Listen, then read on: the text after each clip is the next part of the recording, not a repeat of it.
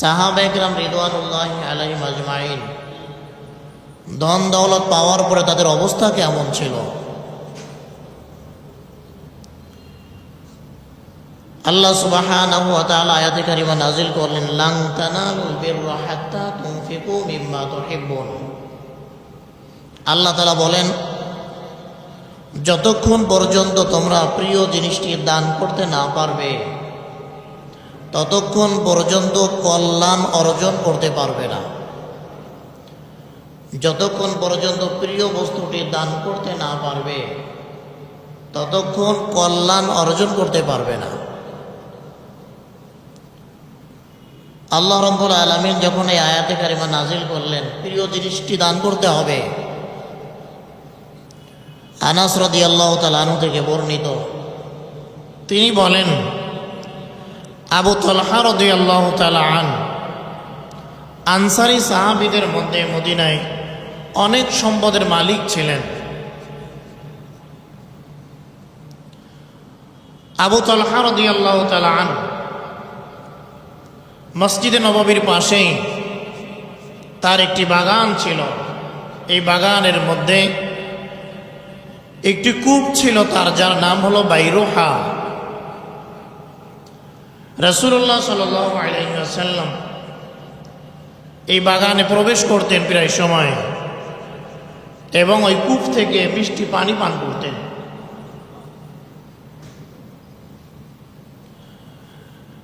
এই কূপটি যেখানে ছিল এখনো মসজিদের মধ্যে পড়ে গেছে। এখন মসজিদ বড় করার কারণে সেই কূপের জায়গাটি মসজিদের মধ্যে পড়ে যায়।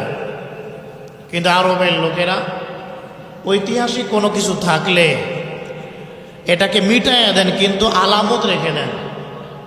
যেই জায়গায় কূপটা ছিল ওখানে কয়েকটি টাইলস, ভিন্ন কালারের টাইলস দিয়ে গোলাকার করে রাখা, এটা বোঝাবার জন্য যে এখানে কূপটা ছিল। তাছাড়া কূপটা যদি রেখে দেওয়া হতো ঝামেলা হতো। মানুষ এমনিই তো বড় আবেগী, তো এই জন্য পূর্ব সাইডে দরজা থেকে ঢোকার পরে বামে এখন ওই চিহ্নটা আছে।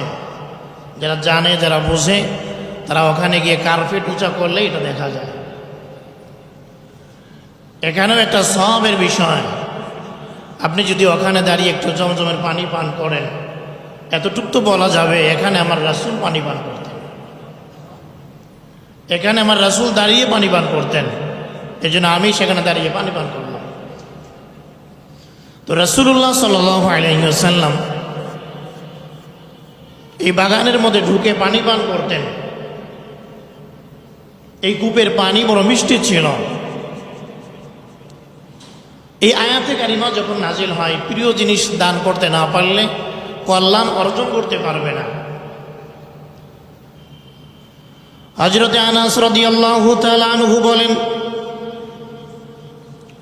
কুরআনুল কারীমের এই আয়াতে কারিমা যখন নাজিল হয়ে যায়, লান তানালুল বিররা হাত্তা তুনফিকু মিম্মা তুহিব্বুন, আল্লাহ রাব্বুল আলামিন বলেন, যতক্ষণ পর্যন্ত প্রিয় জিনিস দান করতে না পারবে ততক্ষণ পর্যন্ত কল্যাণ লাভ করতে পারবে না, অর্জন করতে পারবে না।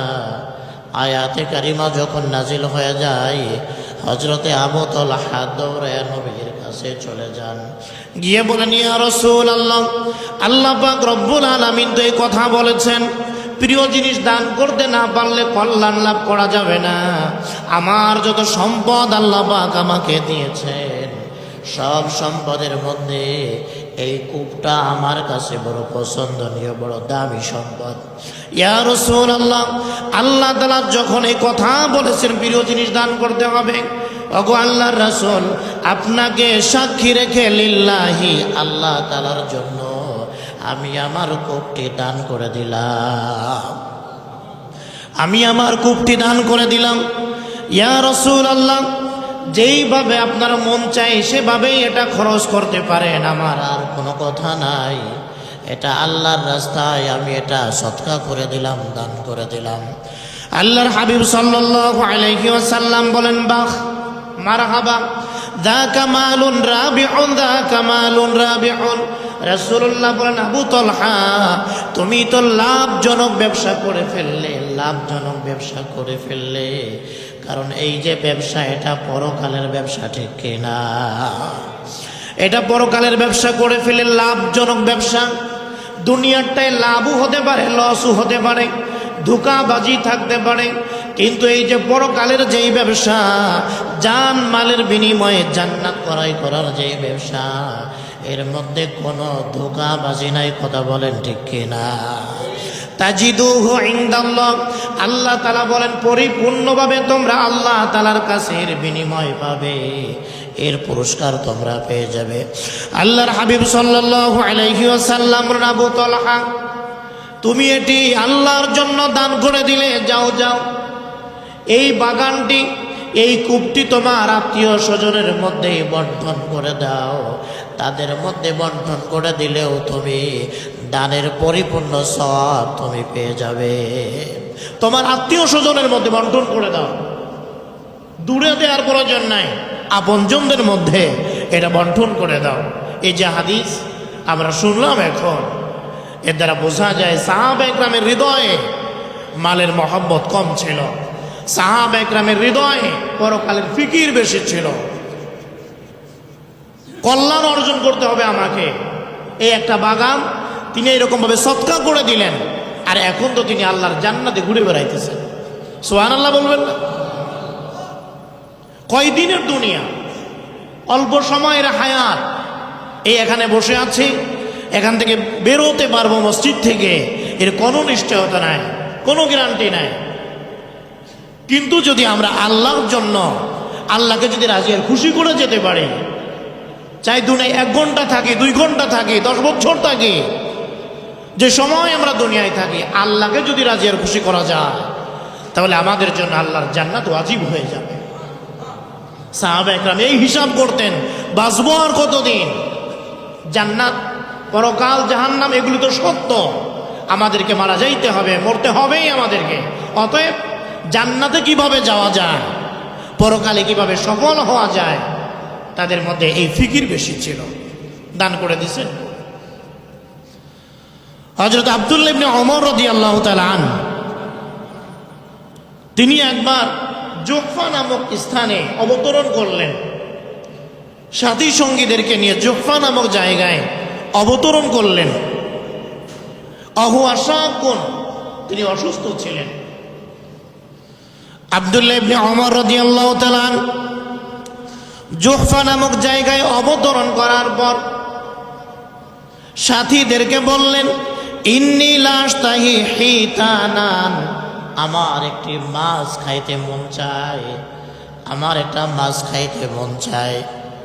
সাথী সঙ্গীরা খুঁজতে আরম্ভ করলেন, কোথাও কোনো মাছ পাওয়া যায় না। ইল্লা হুতান ওয়াহিদান, একটা মাছ পাওয়া গেল।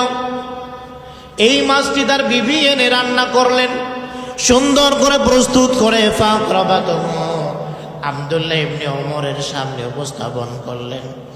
তার সামনে যখন মাছটি আসছে, ঠিক এমন সময় দরজার মধ্যে একজন ভিক্ষুক দাঁড়ায় গেল। আল্লাহর জন্য আমাকে কিছু দাও, আল্লাহর জন্য আমাকে কিছু দাও। এই ভিক্ষুক যখন ডাক দেয়, বিবি চিন্তায় পড়ে গেলেন। আব্দুল্লাহ ইবনে ওমর দান করার অভ্যাস বেশি, তিনি তো এই মাছটি দান করে ফেলবেন এখনই, এই মাছটি গরিবকে দিয়ে দিবেন। আগে থেকেই বললেন, স্বামী আমার, আপনি এই মাছটি খান, আপনার খেতে মন চেয়েছে, আমাদের কাছে দিনার দেরহাম আছে, এগুলি আমরা ফকিরকে দিয়ে দেই। এই দিনার দেরহামগুলি তার জন্য বেশি উপকারী হবে, মাছটা আপনি খান, আপনার খেতে মন চেয়েছে। আব্দুল্লাহ ইবনে ওমর বলেন, না না, আল্লাহ পাক রব্বুল আলামিন বলেছেন প্রিয় জিনিস দান করতে। এই মুহূর্তে আমার কাছে দিনার দেরহাম প্রিয় জিনিস নয়, এই মুহূর্তে আমার কাছে এই মাছটি বড় প্রিয়, অতএব মাছটি আমি দান করে দিব। এই মাছটি দান করে আমি পুণ্য অর্জন করব, এই কাজে তোমরা বাধা সৃষ্টি করো না।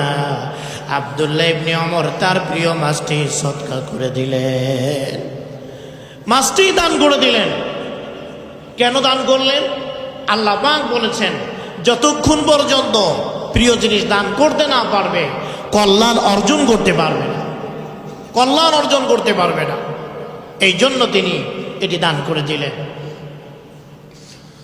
তো এই জন্য মোহতারাম হাজিরিন, এই সম্পদ অর্জন করা এটা খারাপ নয়, তবে সম্পদের মহব্বতে পাগল পাড়া হয়ে আল্লাহকে ভুলে যাওয়া, পরকাল ভুলে যাওয়া, জান্নাত ভুলে যাওয়া, জাহান্নামের আযাবের কথা ভুলে যাওয়া, এটা খারাপ জিনিস, এটা খারাপের লক্ষণ। আজকে সম্পদের জন্য আজকে আমরা কি করতেছি বলেন? সম্পদের জন্য কি করতেছি? রমজান মাস চলে, রহমতের দশক বিদায় নিয়ে গেল, মাগফিরাত বিদায় নিয়ে যাচ্ছে, আমাদের অবস্থা কি বলেন?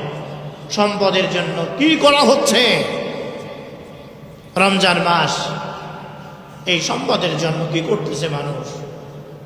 এটা অবশ্যই এই সম্পদ এদের জন্য ধ্বংস। এই সম্পদ এটা ভালো লক্ষণ নয়। সম্পদ যদি সঠিকভাবে উপার্জন করা যায়, সঠিকভাবে যদি খরচ করা যায়, এটা ভালো। এই সম্পদের মাধ্যমে যত ইবাদত বন্দেগী আমরা করতে পারি, হজ বলেন, যত ইবাদত বন্দেগী আছে, এর মধ্যে শ্রেষ্ঠ ইবাদত হচ্ছে যাকাত। এই যাকাতের ক্ষেত্রে শরীরের কোনো দখল নাই। এই যাকাত এটা শুধু মালের সাথেই সম্পৃক্ত। যাদের মধ্যে মালের মহব্বত আছে অনেক বেশি, এরা এই যাকাত দিতে চায় না। যাকাতের কথা বললেই এরা মুখটা মলিন হয়ে যায়, শুনতেই চায় না। যাকাতের মাসআলা শুনতেই চায় না। হুজুর দিব না, এ শুনবো কেন? রোজার মাসআলা করেন, রোজা রাখবো। নামাজের মাসআলা বলেন, নামাজ করব। যাকাতের কথা বললেন না। হজের কথাও বলার প্রয়োজন নাই, এগুলি টাকা লাগে। এই যে মালের মহব্বত, তো মালের মাধ্যমে যত ইবাদত বন্দেগী করা যায়, এর মধ্যে শ্রেষ্ঠ ইবাদত হচ্ছে যাকাত। যাকাতের কথা আল্লাহ রাব্বুল আলামিন কুরআনুল কারীমের মধ্যে অনেক বেশি বলেছেন। 82 জায়গায় আল্লাহ পাক নামাজের কথা বলেছেন। প্রত্যেকটা জায়গায় নামাজের সাথে যাকাত, প্রত্যেকটা জায়গায় নামাজের সাথে যাকাতের কথা বলেছেন। কারণ এই নামাজ প্রতিদিন বান্দার সামনে হাজির হয়। এই যাকাত প্রতি বছর নেশাব পরিমাণ মাল থাকলেই তার উপরে যাকাত ফরজ হয়ে যায়। আল্লাহ পাক রব্বুল আলামিন জানেন এই দুইটি ইবাদত, নামাজ আর যাকাত, এটা বান্দার জন্য অনেক কঠিন হয়ে যায়, তার জন্য কষ্টকর মনে হবে। কারণ দিন যাবে, দুনিয়ার মায়া মহব্বত ভালোবাসা এটা আমাদের মধ্যে বৃদ্ধি পাবে। একজন মানুষ আর একজনকে মারবে, রক্তপাত ঘটাবে, জবাই করবে মালের জন্য, সামান্য টাকার জন্য তাকে হত্যা করবে মালের জন্য। আল্লাহ পাক রব্বুল আলামিন জানেন যে এর পরিণতি এমন একটা পর্যায়ে গিয়ে বসবে। এই জন্য আল্লাহ পাক রব্বুল আলামিন বারংবার এই যাকাতের কথা বলেছেন, এই নামাজের কথা বলেছেন। কুরআনুল কারীমের সূরা বাকারার মধ্যে আল্লাহ পাক রব্বুল আলামিন বলেন, ওয়া আকিমুস সালাতা ওয়া আতুজ যাকাত ওয়ারকাউ মা'আর রাকিঈন। আল্লাহ রাব্বুল আলামিন বলেন, তোমরা নামাজ কায়েম করো, ওয়া আতুজ যাকাত, আর যাকাত আদায় করো, ওয়ারকাউ মা'আর রাকিঈন, আর রুকুকারীদের সাথে তোমরা রুকু করো। নামাজ কায়েম করো, যাকাত দাও, আর রুকুকারীদের সাথে রুকু করো। অন্য আয়াতের মধ্যে আল্লাহ তাআলা বলেন, ওয়া আকিমুস সালাতা ওয়া আতুজ যাকাত ওয়া আতিউর রাসূলা লাআল্লাকুম তুরহামুন। আল্লাহ রাব্বুল আলামিন বলে, বান্দা নামাজ কায়েম করো আর যাকাত আদায় করো, নামাজ কায়েম করো আর যাকাত আদায় করো। ওয়া আতিউর রাসূল, রাসূলের ইতাআত করো, রাসূলের আনুগত্য করো। লাআল্লাকুম তুরহামুন, যাতে করে তোমরা সফল কাম হতে পারো, যাতে করে তোমরা কামিয়াব হতে পারো। যাকাতের কথা বলেছেন, যেখানেই নামাজের কথা সেখানেই যাকাতের কথা। আল্লাহ পাক রব্বুল আলামিন বলেন, খুয মিন আমওয়ালিহিম সাদাকাতান তুতাহিরুহুম ওয়া তুযাক্কিহিম বিহা ওয়া সাল্লি আলাইহিম। সূরা তাওবার 103 নম্বর আয়াতের মধ্যে আল্লাহ তাআলা বলেন, হে নবী, আপনি তাদের থেকে যাকাত গ্রহণ করেন। খুদ মিন আমওয়ালিহিম সাদাকা, এই যাকাতের মাধ্যমে তুতাহিরুম, তাদেরকে পবিত্র করে দেন। তুতাহিরুম ওয়া তুযাক্কিহিম বিহা, তাদেরকে পরিশুদ্ধ করে দেন। ওয়াসাল্লি আলাইহিম, এবং তাদের জন্য দোয়া করেন। আল্লাহ তাআলা বলেন যাকাতের মাধ্যমে তাদেরকে পবিত্র করে দেন, পরিশুদ্ধ করে দেন। যাকাত আদায় করলে মানুষের মাল পবিত্র হয়। যাকাত আদায় করলে মাল যখন পবিত্র হয়ে যায়, এই পবিত্র মাল যখন বান্দা খায়, বান্দার দেহটাও পবিত্র হয়ে যায়। এই খাবার খেয়ে বান্দা যখন সেজদা যায়, এই সেজদাটা নির্ভেজাল একমাত্র আল্লাহর জন্য হয়। কথা বলেন ঠিক কিনা? এই সেজদাটা একমাত্র আল্লাহর জন্য হয়। এই সেজদাটা একমাত্র আল্লাহর জন্য হয়। এই সেজদা দিয়েই আল্লাহকে পাওয়া যায়। আল্লাহ রাব্বুল আলামিন বলে, বান্দা সেজদা দাও আর আমার নিকটবর্তী হয়ে যাও। সেজদা দিলেই আল্লাহর নিকটবর্তী হওয়া যায়। হারামকে সেজদা দিলে আল্লাহর নিকটবর্তী হওয়া যায় না। হারাম খাবার খেয়ে ইফতারি করলে কোনো লাভ নাই। হারাম খাবার খেয়ে রোজা রাখলে কোনো লাভ নাই। হারাম খাবার খেয়ে আল্লাহকে ডাকলে কোনো লাভ নাই। হালাল খাবার এক ডুব পানি পান করে এই সেজদা দেন, এটা আল্লাহর কাছে অনেক দামি। হালাল খেতে হবে আমাদের। অনেক কিছু আইটেম নিয়ে ইফতারি করা, এটার প্রয়োজন নাই, এটার প্রয়োজন নাই। চাঁদাবাজি করে ইফতারি আসে না নাই? চাঁদাবাজি করে কেউ যদি ইফতারি করে, এটা আল্লাহর কাছে কবুল হবে? এটা আল্লাহর কাছে কবুল হবে না। তার চিন্তা হলো ইফতারির আগে তো আল্লাহ দোয়া কবুল করে, ইফতারির আগে আল্লাহ পাক দোয়া কবুল করেন, এই সুযোগটা ছাড়া যাবে না। এই জন্য মানুষের ধন সম্পদ লুটপাট করে ইফতারি করতে হবে, সাহারি করতে হবে, রোজা রাখতে হবে। আমি রোজা রাখছি, তুমি সারা জীবন রোজা রাখলেও তোমার রোজার কোনো লাভ নাই। কথা বলেন ঠিক কিনা? সামান্য পরিমাণ ইফতারি করেন, হালাল খান, এটা আল্লাহ তাআলার কাছে অনেক দামি। স্পষ্ট হাদিস, রাসূল বলেছেন যে শরীরের মধ্যে হারাম প্রবেশ করে, হারাম প্রবেশ করে, যেই শরীরের মধ্যে হারাম প্রবেশ করে, এই শরীর আল্লাহর জান্নাতের জন্য হারাম। যেই শরীরে হারাম ঢুকছে, এই শরীর আল্লাহর জান্নাতের জন্য হারাম। যাবে কোথায়? আল্লাহর জাহান্নামে যাবে। আপনি যেই হন না কেন, আপনি সামনের কাতারে নামাজ পড়েন, আপনি মার দেওয়া কাপড় পরে টুপি মাথায় দিয়ে সামনের কাতারে নামাজ পড়বেন, আপনার এই সেজদার কোনোই দাম নাই। একজন রিকশাওয়ালা এক ডোক পানি পান করেছে, হালাল খাবার খেয়েছে, কয়েকটা মুড়ি দিয়ে ইফতারি করেছে, তার সেজদার দাম আল্লাহর কাছে অনেক বেশি। তার সেজদার দাম আল্লাহর কাছে বেশি, কিছুই মনে হয় না।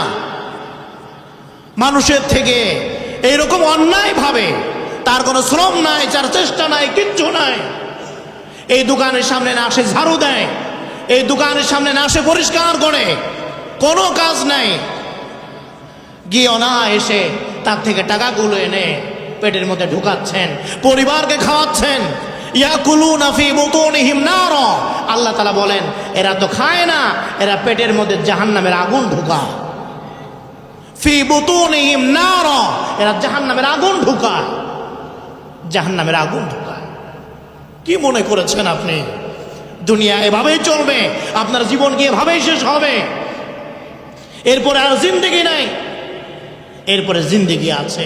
কেমন জিন্দেগি আপনি কল্পনাও করতে পারবেন না। আল্লাহ তাআলা আমাদেরকে বুঝার তৌফিক দান করেন। আল্লাহ রাব্বুল আলামিন বলেন, ওয়াকরনা ফি বুয়ুতিকুন্না ওয়ালা তাবাররাজনা তাবাররুজাল জাহিলিয়াতিল উলা। আল্লাহ রাব্বুল আলামিন বলেন, আল্লাহ তাআলা নারীদের পর্দার কথা বলতে গিয়েও আল্লাহ তাআলা যাকাতের কথা বলেছে। আল্লাহ পাক বলেন, হে নারীগণ, অকরনা ফি বুয়ুতিকুন্না, তোমরা তোমাদের ঘরের মধ্যে অবস্থান করো, জাহিলিয়াতের জামানার মহিলাদের মতো উলঙ্গ হয়ে তোমরা বাইরে ঘোরাঘুরি করো না, সাজসজ্জা প্রকাশ করে বেড়াইও না। ওয়ালা তাবাররাজনা তাবাররুজাল জাহিলিয়াতিল উলা। এরপরে আল্লাহ তাআলা বলেন, ওয়া আকিমনাস সালাহ, নামাজ কায়েম করো, ওয়া আতিনাজ যাকাত, যাকাত আদায় করো। আয়াতে কারিমা দ্বারা বোঝা যায় পুরুষ ব্যবসায়ী যেমন যাকাত আদায় করবে, ঘরের মা বোনেরাও তারা যদি যাকাত দেওয়ার মতো অর্থের মালিক হয়ে যায়, তাদেরকেও যাকাত দিতে হবে, তাদেরকেও যাকাত দিতে হবে। যে মা বোনেরা নেশাব পরিমাণ মালের মালিক, এই বছর 95,000 টাকা, 95,000 টাকা যদি থাকে, অথবা এর সমমূল্যের কোনো মাল সামানা যদি থাকে, স্বর্ণ অলংকার থাকে, সব মিলিয়ে যদি 95,000 টাকা হয়ে যায়, তাহলে তার উপরে এই যাকাত ফরজ। মোহরের টাকা আছে মা বোনের কাছে, এই টাকা আছে নেশাবের থেকে অনেক বেশি, তাহলে আপনাকে যাকাত দিতে হবে। আপনি যদি না দেন, এটা আপনার গুনাহ হবে। স্বামী আপনার থেকে যদি দিয়ে দেন, এটা ইহসান হলো, দয়া হলো। স্বামী যদি না দেয়, এই জন্য স্বামী গুনাহগার হবে না, গুনাহগার হবে কে? স্ত্রী হবে, কারণ এটা তার উপরে ফরজ, এটা তার উপরে ফরজ, তাকে এটা আদায় করতে হবে। এরপর আল্লাহ রাব্বুল আলামিন বলেন, ইন্নামা ওয়ালিয়ুকুমুল্লাহু ওয়া রাসূলুহু, আমাদের বন্ধুকে, আমাদের আপনকে আল্লাহ পাক রব্বুল আলামিন এ কথা বলতে গিয়েও আল্লাহ তাআলা এই যাকাতের কথা বলেছেন। আল্লাহ রাব্বুল আলামিন বলেন, ইন্নামা ওয়ালিয়ুকুমুল্লাহু ওয়া রাসূলুহু ওয়াল্লাযীনা আমানুল্লাযীনা ইউকিমুনাস সালাতা ওয়া ইউতুনাজ যাকাতা ওয়া হুম রাকিউন।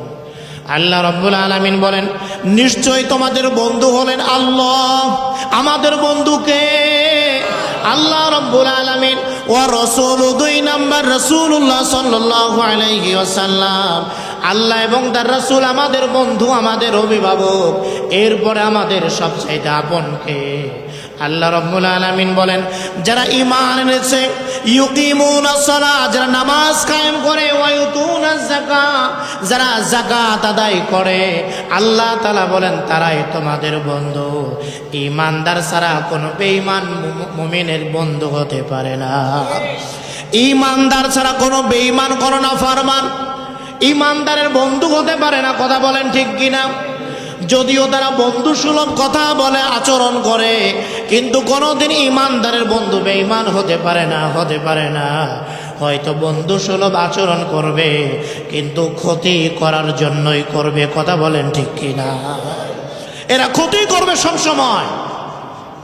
হিন্দু, বৌদ্ধ, খ্রিস্টান, বেঈমান যারা, আল্লাহকে যারা মানে না, আল্লাহকে যারা মানে না, আল্লাহকে যাদের পছন্দ হয় না, এরা আপনারে পছন্দ করবে, এরা আপনারে বন্ধু বানাবে। যাদের কাছে রব ভালো লাগে না, যে রব তাদেরকে সব কিছু দিলেন, এই রবকেই যারা পছন্দ করে না, ওরা আপনাকে পছন্দ করবে? ওরা বাংলাদেশকে পছন্দ করবে? ওরা কোনোদিন করবে না।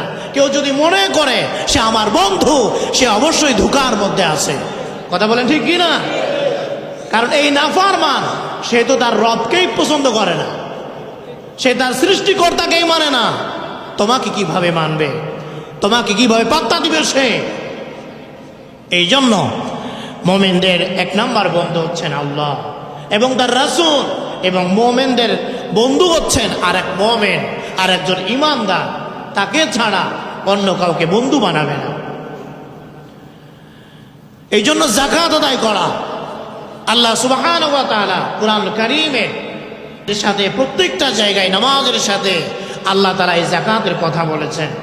এই যাকাত আদায় করা, অনেক আল্লাহর বান্দা এমন আছে, কোনো রকম করে রমজান মাস পাড়ি দিতে পারলেই সে কেমন জানি শুকরিয়া আদায় করে ঝামেলা কাটছে।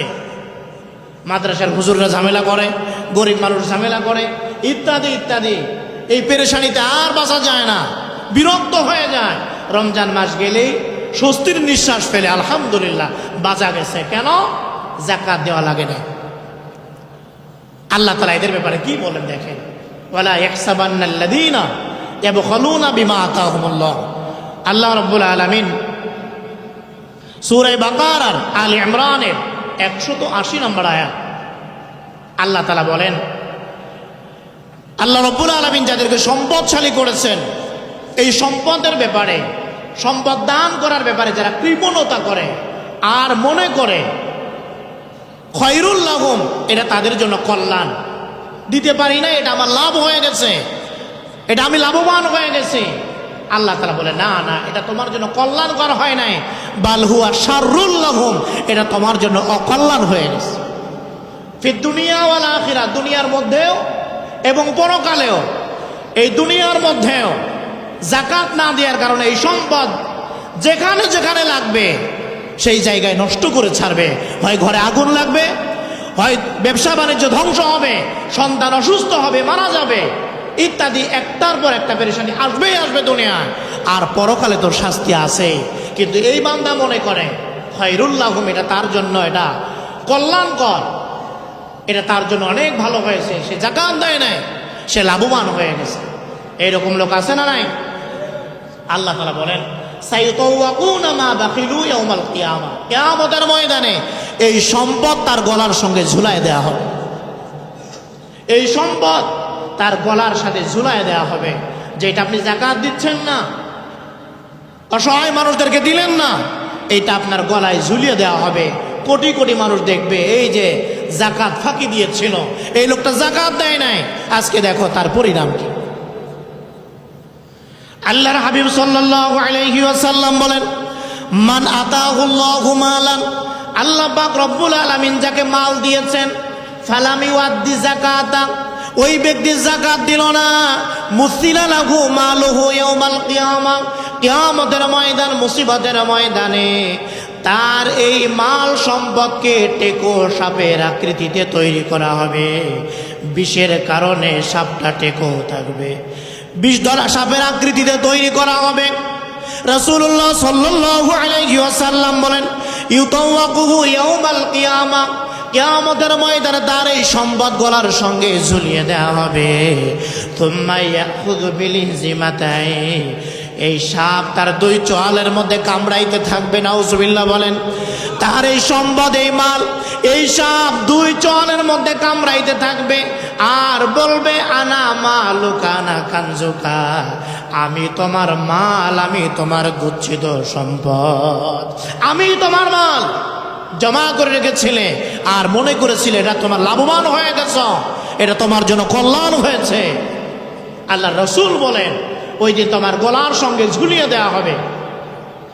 আল্লাহ তাআলা বলেন, ওমা আতাইতুম মির রিবাল লিয়ারবুয়া ফি আমওয়ালিন নাস, আল্লাহ তাআলা বলেন যে সকল লোক মানুষের সাথে সুদি লেনদেন করে, সুদি কারবার করে, তার ইচ্ছা হচ্ছে আমার মালটা মানুষের মালের সঙ্গে মিশে বৃদ্ধি পাবে, আমি লাভবান হয়ে যাব।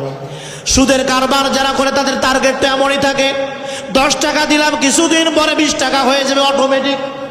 এই যে ব্যবসা, পুঁজি ছাড়া ব্যবসা, শ্রম ছাড়া ব্যবসা, অটোমেটিক বাড়তেই থাকে, বাড়তেই থাকে। তারা মনে করে, আল্লাহ পাক রব্বুল আলামিন বলেন, ফালা ইয়ারবু ইনদাল্লাহ, তোমার বাহ্যিক দৃষ্টিতে এটা বাড়তে পারে, আল্লাহ তাআলার কাছে এটা বৃদ্ধি পায় না, আল্লাহ তাআলার কাছে এটা বৃদ্ধি পায় না। কিন্তু আল্লাহকে রাজি আর খুশি করার জন্য যেই যাকাত তোমরা দাও, এটার সব বহু গুণে আল্লাহ তাআলার কাছে বৃদ্ধি পায়।